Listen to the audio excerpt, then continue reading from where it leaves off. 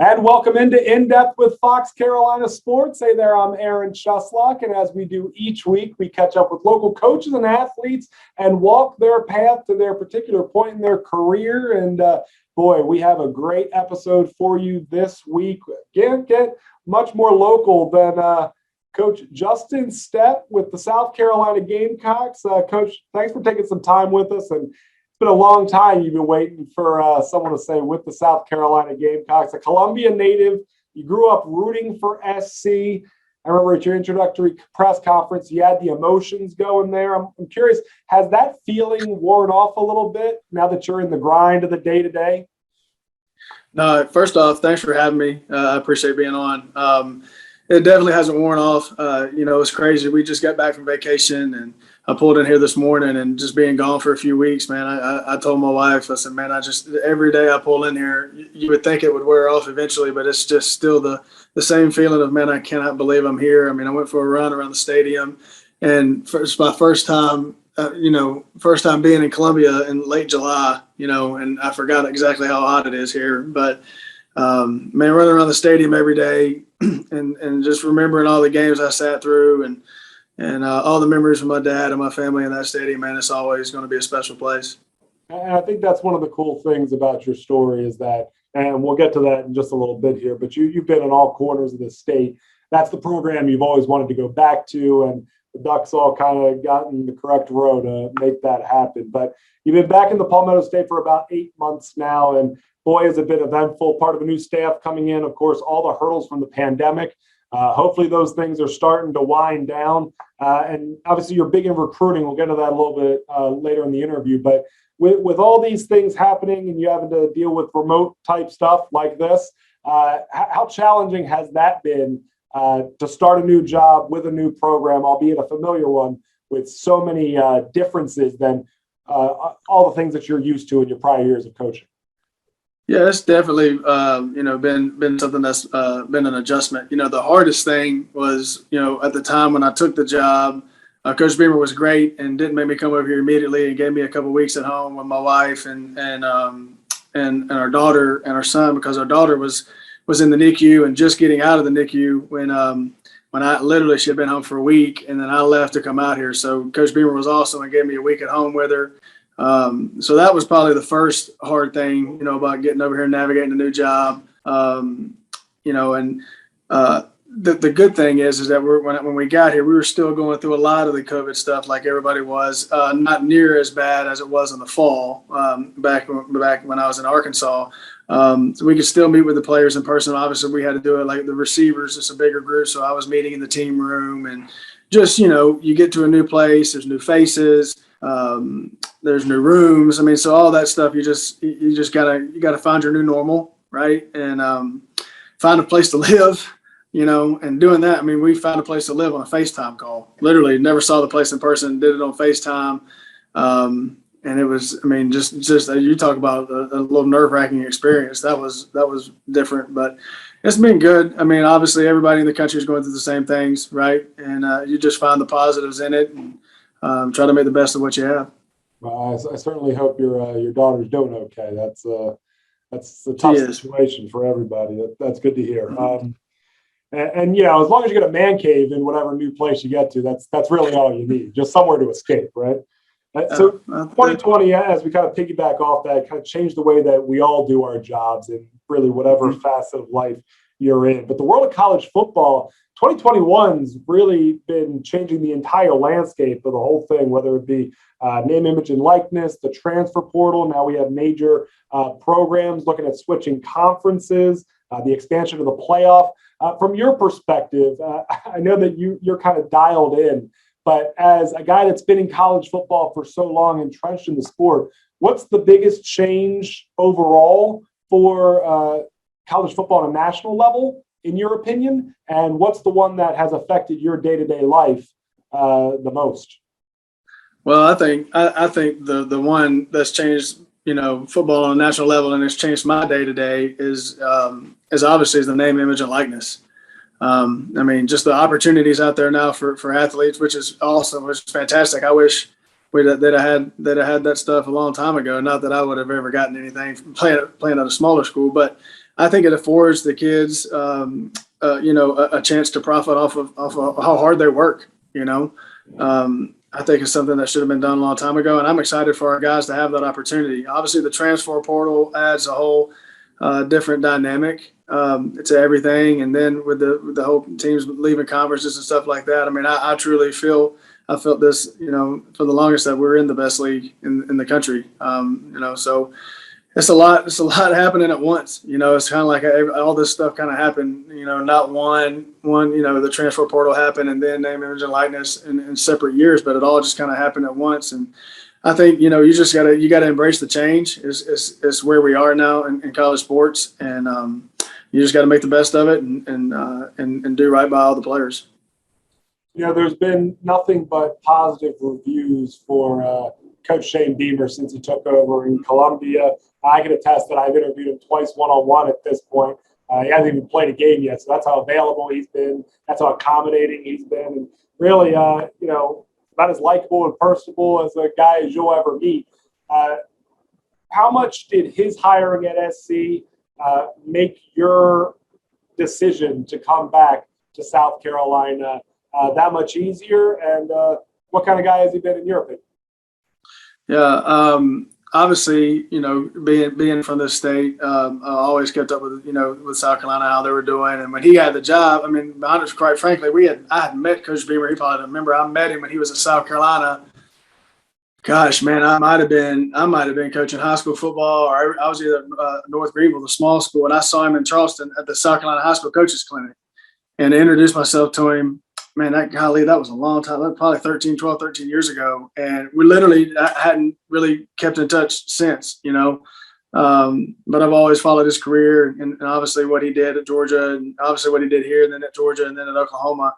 Thought a lot about him personally and just kind of how he operates. You can tell from looking at his stuff on social media, he's a family guy. Family is really important to him. I think that's a rare thing to find in this business. Guys that talk, there's a lot of guys that talk about family, but to see the time that he takes with his kids and his wife is something that's really special. So that was the number one thing to me. I'm gonna be honest with you, it was obviously being back in South Carolina was important, but working for a guy that values family and values time and values kids, and has 3 kids of his own. So he kind of gets it. He's been everything that everybody before I took the job. Everybody told me, "Man, you're gonna love Coach Beaver. He's awesome."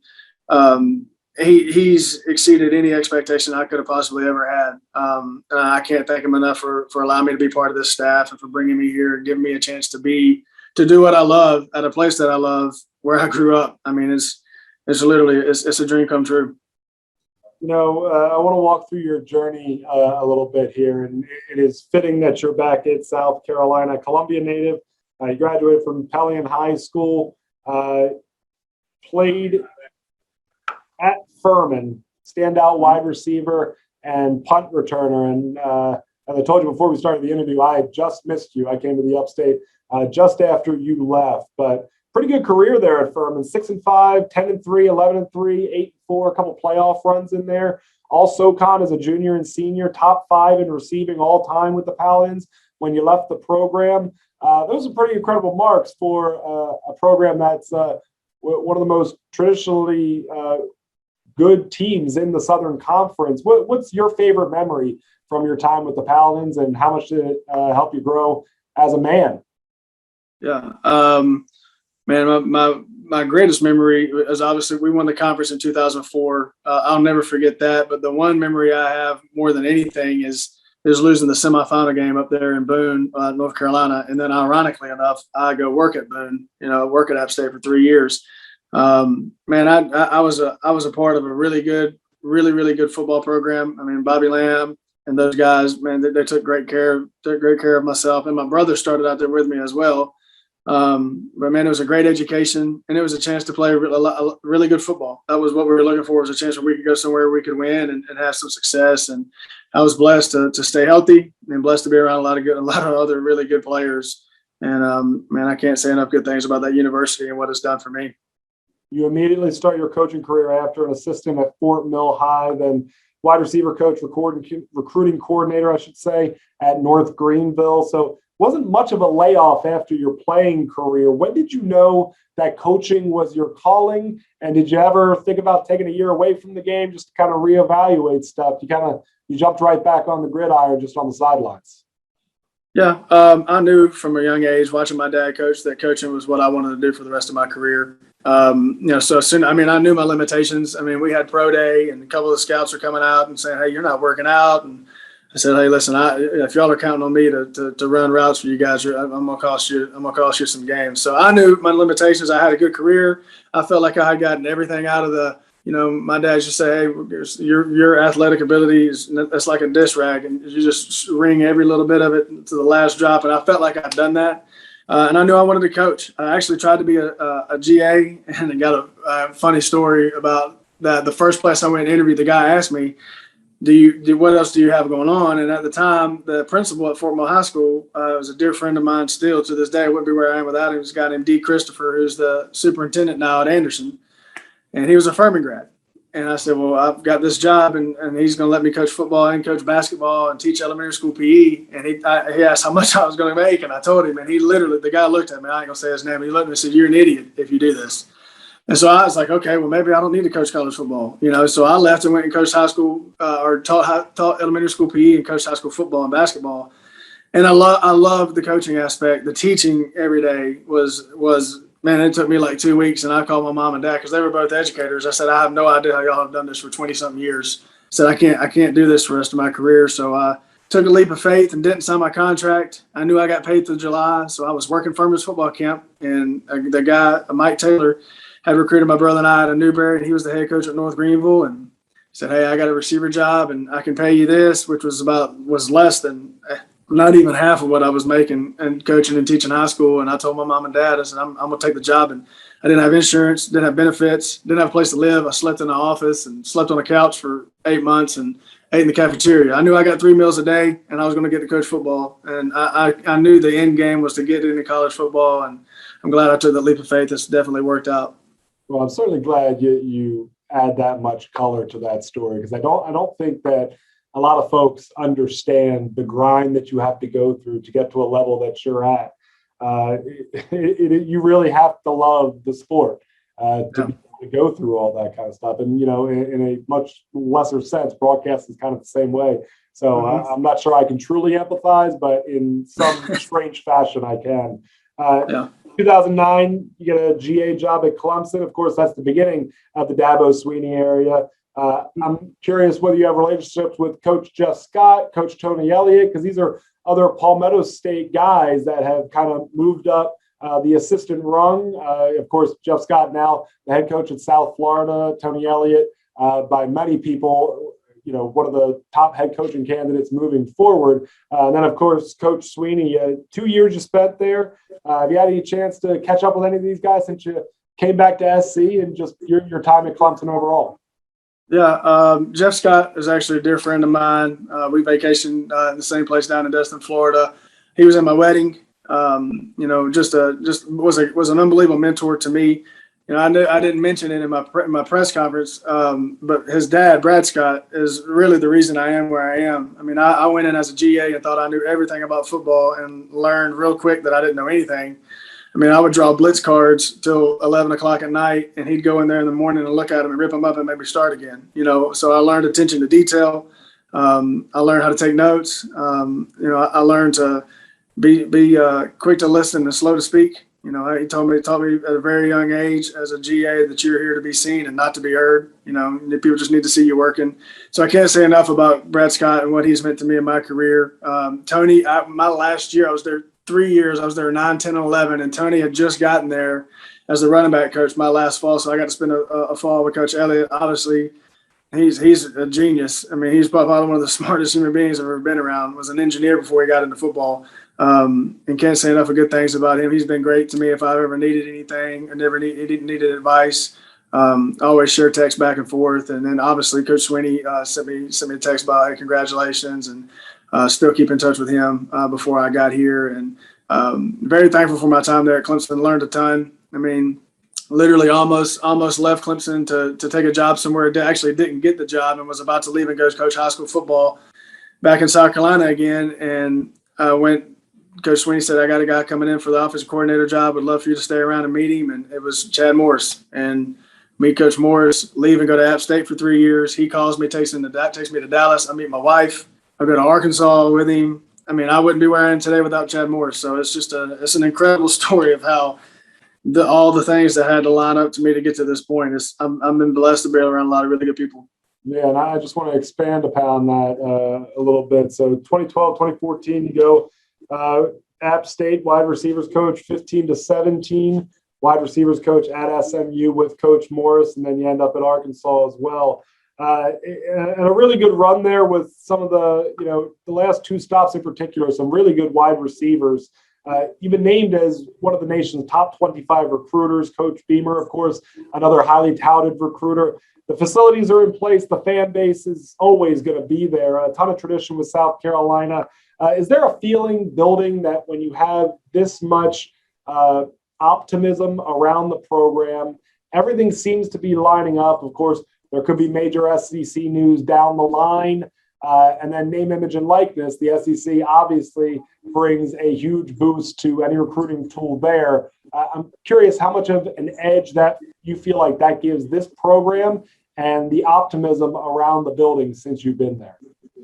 Yeah, I learned a long time ago, and I was told by numerous coaches as a young coach growing up in this profession that, if you're not talking to them, somebody else is. So obviously the number one thing is being in constant communication with your guys. And I'm big on relationships. I mean, I named my son after a kid. He's not a kid anymore. He's a grown man that plays for the Broncos in Cortland Sutton. I mean, that's who I named my son after. Relationships mean a lot to me, and I think it's important to be genuine. And I think that's why Coach Beamer's had the success that he's had. And I think that's why we've had the success we've had so far this summer in recruiting. Is I think people get here and they finally get a chance to be around us and see, well, these guys really are genuine. They are who they are. There's nothing fake about them. Obviously, the best thing we have here is our fan base. I think we have the best fan base in the country. And then obviously our facilities are top notch, second to none. So we have everything we need.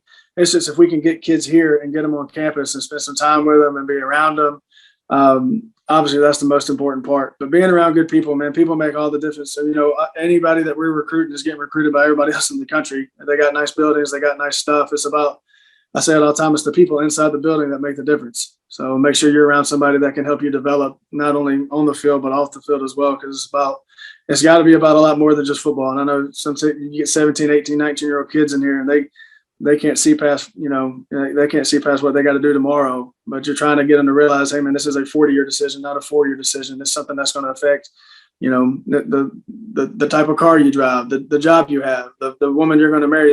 All that stuff is really important here in these next 4 years of your life. And it's something that can affect you for the rest of your life. So make sure you're around really good people. I'm curious, now that you're kind of on the other side of it, if you can put into perspective the situation that you guys walked into where, there's a coaching change at the end of the season, Coach Beamer gets hired, the staff's coming together, and early signing period is right there. National Signing Day is right after. And I know that it's all good news now, and we're not even through year one of your guys' tenure of leading the program. So I know that the goal is still 2, 3, 4 years away, but how much of a dramatic difference it has been from where you sit right now to where you guys were in late December or early December, I should say, with the early signing period just bearing down on you, and you guys haven't even moved into offices yet. Yeah, that was the early signing period was crazy because I was at Arkansas. I signed 4 receivers at Arkansas and was really, really happy about it and didn't even know anything about – at that point, I had no clue about this job. I knew that they had hired Coach Beamer, but he and I hadn't talked. I was ecstatic about what I had signed at Arkansas. So then, getting the job here at South Carolina, and then I got here January 10th. You can't go out recruiting.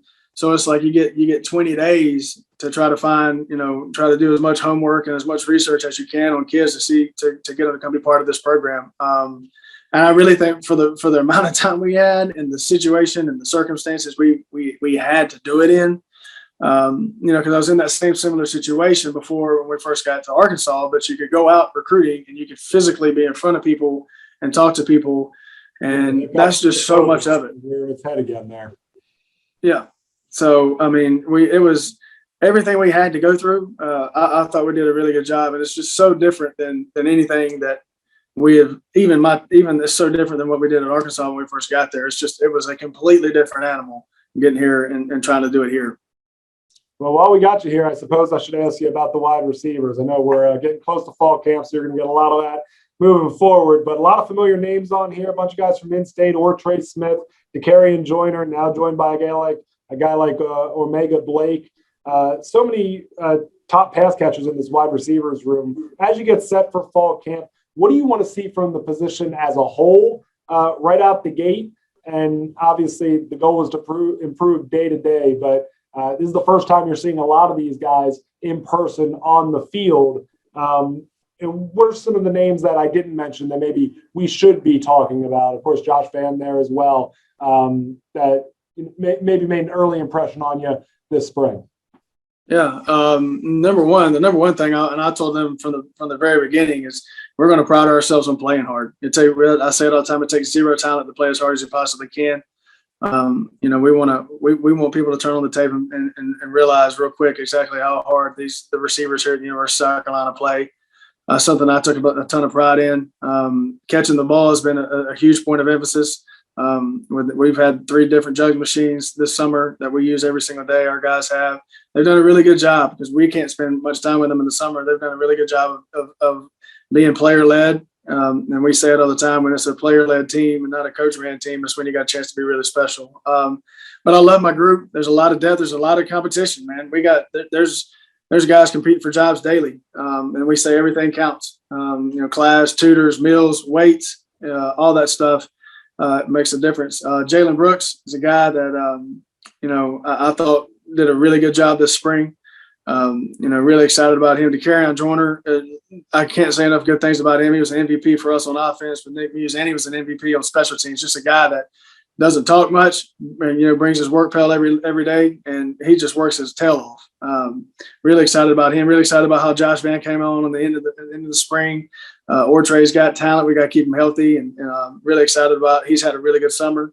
Xavier Leggette's another South Carolina guy that has some ability. Marion Brown is a transfer we brought in here from Georgia Tech. Played a lot of ball in a good conference. So excited about him. Omega Blake is a true freshman that's come in. Trey Atkins, a kid that showed up this spring, and obviously everybody knows everything with him in the scholarship, well deserved. Peyton Manger's another walk-on receiver that's done a great job. Rico Powers. I mean, I'm probably leaving some of them out. Jakari Caldwell's a Northwestern kid. I mean, there's kids. There's all kinds of competition in that room. That's what I'm most excited about. When you think about the transfer portal and how it changes college football, how do you, as a position coach, and I guess in tandem with the offensive coordinator and the head coach, approach players complaining about playing time or being upset about not getting enough balls, or just whatever the situation may be? Does that impact how you guys run the offense to make sure you spread it around more to keep players happy? Or is it just the best guys got to play, and if you don't want to be here, you don't want to be here? Well, I think, the number one thing is that it's our job as coaches to put the best ones on the field. Whatever we got to do to put our best players on the field, that's 3 receivers, 4 receivers, if it's 2 running backs, if it's 2 tight ends, if it's 3 tight ends, whatever the case may be. Let's put the best guys on the field so we can win. I think the number one thing is being honest and upfront and transparent with kids. I think if you bring them here and you tell them one thing and then it's here, they get here and it's completely different, then obviously you start losing a lot of trust really, really quick, right? I think one of the things is you're honest with them up front. You give them transparent, good feedback as they're here. And that's obviously recruiting the right kids and spending time with them and telling them, hey, man, it's going to be a process. Nothing's going to be handed to you. You got to earn everything you get. I think that goes back, again, to building the relationship. And when you got a good enough relationship with a kid, and Coach Day talks about it all the time, man, we're going to love you. And part of loving somebody is being honest, and then at the end of the day, if it's not somewhere somebody wants to be, then we're obviously, not going to beg somebody to be here. But I think the way you go about, daily, the communication you have with kids daily can help, be a buffer, so to speak, as far as playing time and catching balls and all that stuff, and getting guys to buy into the process and what we're trying to build. I don't want to make you emotional here, but have you thought about what it's going to be like running out of the tunnel at Willie B on the 4th, a night game? Anyone that's been to Williams-Brice Stadium during a night game, certainly a season opener, knows what that's like. Full stadium, all the optimism and excitement in the world about this program after a few years where that wasn't necessarily the case. Have you put that part in your brain yet? That I can only imagine how emotional that's going to be for you. Yeah, I'm gonna be honest with you. I thought about it a bunch. As a full-time position coach, and even as a GA, I don't think I've ran out of. Man, I never ran down the hill. I didn't run out of anything at App State. I'm running out of this thing on September 4th. I'm coming. I might be one of the first ones out. I grew up watching it, man. You know, and it's something that means a lot to me. I mean, I literally can't even. I get trouble thinking about it right now. I can't imagine what it's going to be like. Now, I hope Coach Beamer's all right with that. I should probably ask him, but I hope somebody be looking for me on the sideline. But man, I'm excited. Again, I love our fans. I think our fan base is incredible, and I can't wait to see the support they give us on September 4th. As you mentioned, you come from a coaching family. Your dad was a coach. Your brother's a coach. As we get set to wrap up here, the best piece of advice you've ever gotten about the coaching profession, and if there's an aspiring coach out there watching this right now, what piece of advice would you give them after you've been in this field for so long now?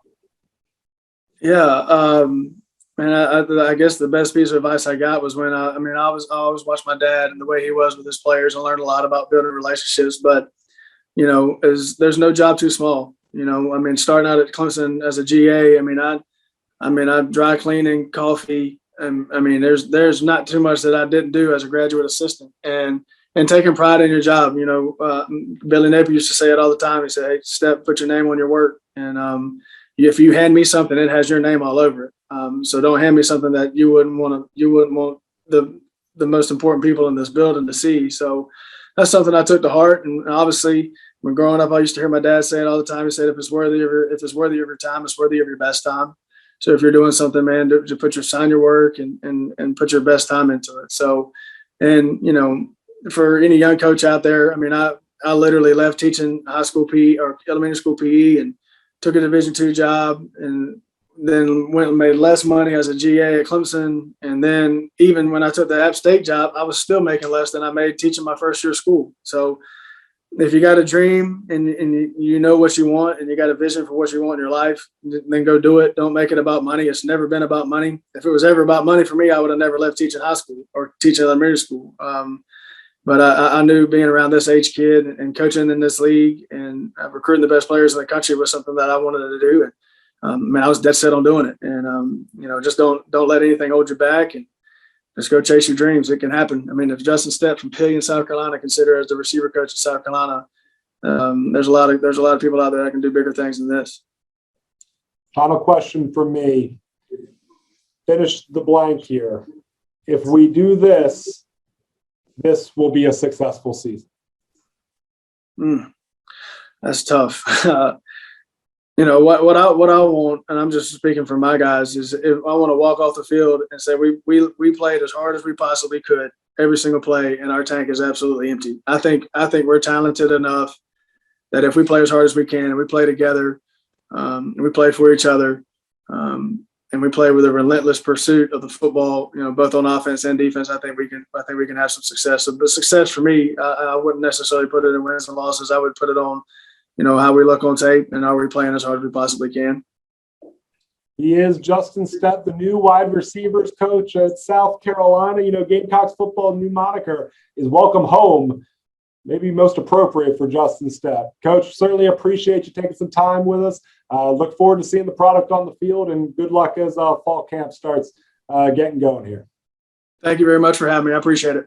And thank you for joining us here on In Depth with Fox Carolina Sports. We have another great episode for you next week. Have a great one, everyone.